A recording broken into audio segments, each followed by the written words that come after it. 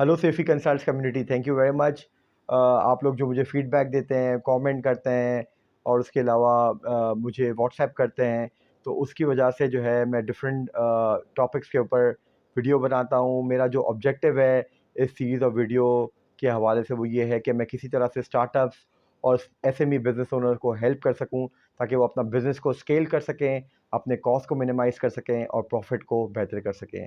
तो इस वीडियो के अंदर मैं एक जिस तरह से पहले सीरीज़ और वीडियो के अंदर मैंने बात की है बिज़नेस कैनवस मॉडल के ऊपर, तो आज बिज़नेस कैनवस मॉडल के बहुत इंपॉर्टेंट एलिमेंट जो कि आपकी बिज़नेस की जो है वो बैकबोन है, वो है कॉस्ट स्ट्रक्चर। उसके ऊपर बात करना चाहूँगा, क्योंकि कॉस्ट स्ट्रक्चर एक ऐसी चीज़ है आपके बिज़नेस मॉडल के अंदर जो कि आपको हेल्प करती है कि आपके जितने भी डिफरेंट बिज़नेस के फंक्शंस हैं उसके अंदर उस कॉस्ट स्ट्रक्चर का इम्पैक्ट क्या होगा। तो अगर मैं कॉस्ट स्ट्रक्चर की बात करूँ तो सबसे पहले हम ये बात करेंगे कि कॉस्ट स्ट्रक्चर के अंदर स्ट्रैटेजी बनाना बहुत इंपॉर्टेंट है कि आप अपने बिज़नेस मॉडल के अंदर क्या स्ट्रैटेजी बना रहे हैं कॉस्ट स्ट्रक्चर से रिलेटेड। तो इसके अंदर 2 पॉइंट्स के ऊपर पहले मैं बात करूँगा। वो पहला पॉइंट ये है कि आपका जो बिज़नेस मॉडल के अंदर जो कॉस्ट स्ट्रक्चर है वो क्या कॉस्ट ड्रिवन है या वो वैल्यू ड्रिवन है।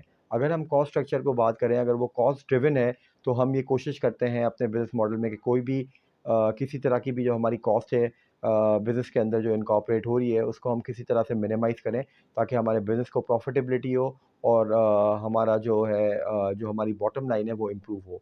और जहाँ तक हम वैल्यू ड्रिवन की बात करते हैं, जब हमारा बिज़नेस मॉडल वैल्यू ड्रिवन होता है, हम प्रीमियम प्रोडक्ट में काम कर रहे होते हैं, वहाँ पे हमारी कॉस्ट ज़्यादा होती है, बट स्टिल वी ट्राई कि हमारी कॉस्ट जो है उस मॉडल के अंदर भी मिनिमाइज़ हो और हमारी सेलिंग प्राइस ज़्यादा हो, ताकि हम ज़्यादा से ज़्यादा प्रॉफिट हासिल कर सकें।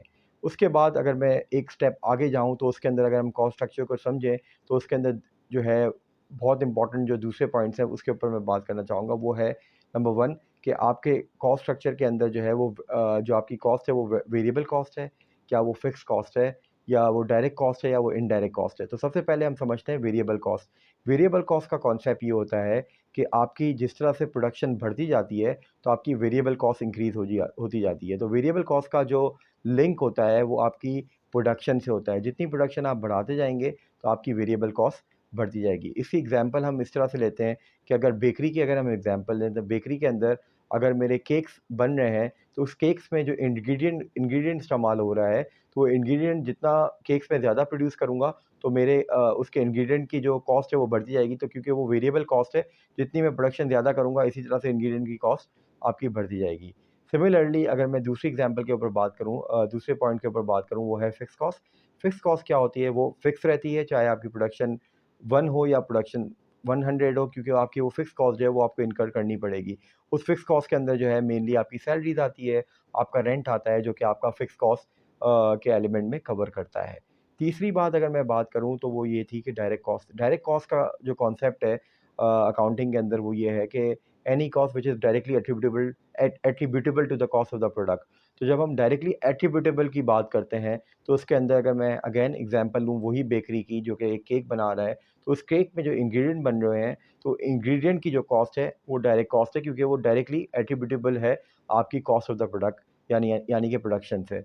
उसके बाद जो लास्ट एलिमेंट था वो ये है कि जब हमने बात कर ली आपकी डायरेक्ट कॉस्ट की बात की, हमने उसके बाद जो है बात की सबसे पहले हमने बात की फिक्स कॉस्ट की बात की, फिर हमने वेरिएबल कॉस्ट की बात की, उसके बाद हमने डायरेक्ट कॉस्ट की बात की, और लास्ट एलिमेंट जो मैं बात करना चाहूँगा वो है इनडायरेक्ट कॉस्ट।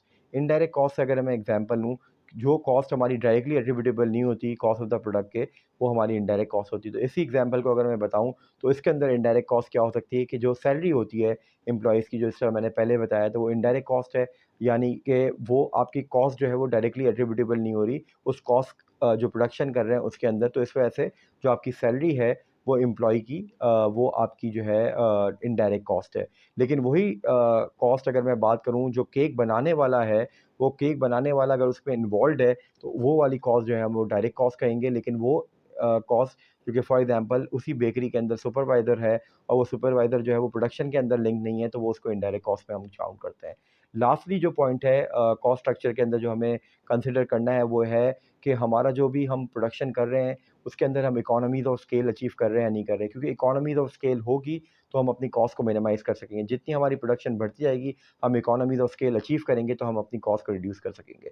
तो ये अगर मैं इसको सम अप करूँ, तो इस वीडियो के अंदर जो कॉस्ट स्ट्रक्चर के अंदर मैंने बात की, वो नंबर 1 स्ट्रैटेजी के ऊपर बात की, और स्ट्रैटेजी के अंदर हमें देखना ये है कि वो कॉस्ट ड्रिवन है या वैल्यू ड्रिवन है। अगर कॉस्ट ड्रिवन है तो हम कॉस्ट को मिनिमाइज़ करेंगे, वैल्यू ड्रिवन है तो हमें देखना पड़ेगा वो प्रीमियम बेस्ड प्रोडक्ट है, बट स्टिल अगर प्रीमियम भी है तो हमें कॉस्ट को मिनिमाइज़ करना है ताकि हम अपने प्रॉफिटेबिलिटी को अचीव कर सकें। उसके बाद हमने डिफरेंट कॉस्ट के जो क्या कहते हैं स्ट्रक्चर हैं उसके ऊपर बात की। डायरेक्ट कॉस्ट है, इनडायरेक्ट कॉस्ट है, फिक्स कॉस्ट है, वेरिएबल कॉस्ट है, उसको समझाने की कोशिश की मैंने आप लोगों को।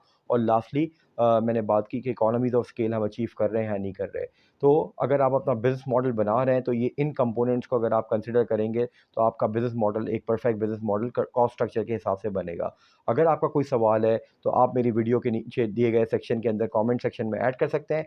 And apart from that, towards the end of my video मेरा कॉन्टैक्ट डिटेल है, मेरा वेबसाइट है, मेरी ईमेल एड्रेस है, so you can reach out to me on that as well. Thank you very much for watching my video.